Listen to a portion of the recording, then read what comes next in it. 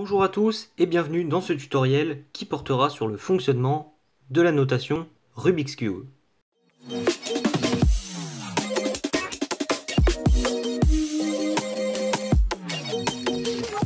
Avant de vous parler de la notation Rubik's Cube, je vais vous expliquer pourquoi elle est là. Si vous connaissez un petit peu le Cube, vous savez que pour le mélanger, donc dans les séquences de mélange officielles, celles qu'on trouve en compétition, on utilise le coin blanc, vert, rouge, on le place face à nous, et à partir de cette position, on a 4 mouvements autorisés, à savoir le R qui est ce mouvement, comme cela, donc qui est à droite, R, R', ici L, L', en haut U ou U', et à l'opposé, on a B ou B'. Ces 4 mouvements suffisent à mélanger un cube de manière très correcte, mais si par exemple vous voulez apprendre une nouvelle méthode de cube, notamment une méthode avancée, vous allez avoir besoin d'algorithmes, et ces algorithmes ne seront pas forcément liés à ces 4 mouvements, mais par exemple, si vous devez faire un algorithme et que vous devez tourner ce coin, comme cela, eh bien, avec la méthode de notation des mélanges officiels, vous ne pourrez pas exécuter ce mouvement de manière simple. C'est là que la méthode de notation Rubik's Cube intervient. En effet, cette méthode utilise 4 lettres. Ces 4 lettres sont utilisées en majuscules et en minuscules.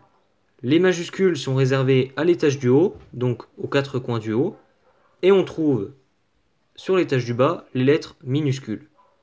Je vais donc vous donner les 4 mouvements pour l'étage du haut, et ensuite, ça sera les mêmes pour l'étage du bas. On a face à nous un F majuscule. À gauche, on trouvera le L majuscule. À droite, ça sera le R majuscule. Et derrière, on trouvera B majuscule. Selon le même schéma, on aura F minuscule, L minuscule, R minuscule et B minuscule. On peut utiliser les lettres majuscules et minuscules de la même manière qu'un mouvement de mélange classique, c'est-à-dire que si on met par exemple petit l, c'est dans le sens des aiguilles d'une montre, et si c'est petit l', c'est dans le sens inverse des aiguilles d'une montre. Le fonctionnement est donc exactement le même, mais pour s'exercer, je vous fais une petite séquence de mouvements afin de se familiariser avec cette écriture. Donc la séquence est écrite juste là. On a donc B majuscule prime, comme cela, petit l, petit r prime,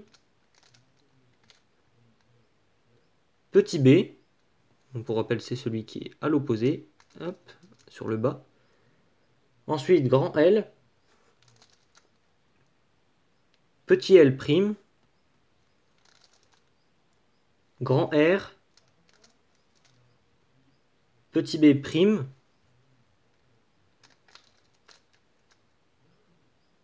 petit f et grand F'. A noter que les mouvements grand F et petit f ne seront pas beaucoup utilisés, c'est surtout dans les algorithmes où on n'aura pas vraiment le choix. La plupart du temps, on préfère utiliser les mouvements L, donc L majuscule, L minuscule et grand R, petit r. Après, on utilise aussi un petit peu de B, mais le F c'est vraiment très rare.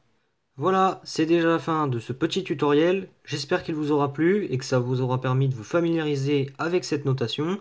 N'hésitez pas à vous abonner si ce n'est pas encore fait, à mettre un like à la vidéo et à commenter si besoin. On se retrouve bientôt pour d'autres tutos.